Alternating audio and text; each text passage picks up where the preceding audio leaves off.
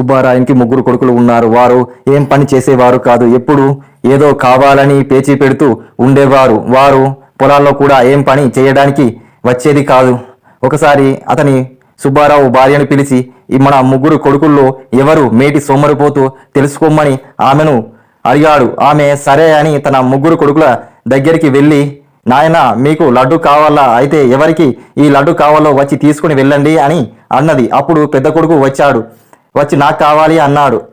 చిన్న నడిపివాడు మంచాల పడుకొని ఉండి నాకు తే అమ్మ అని అన్నాడు. మూడోవాడు నన్ను మాట్లాడేయకు, మాటికి నన్ను పిలవకు, నీకు అవసరం ఉంటే నా దగ్గరికి లడ్డు తీసుకుని రా, ఆ లడ్డు నా నోట్లో పెట్టు అని అమ్మతో అన్నాడు. Please like and share, subscription my channel.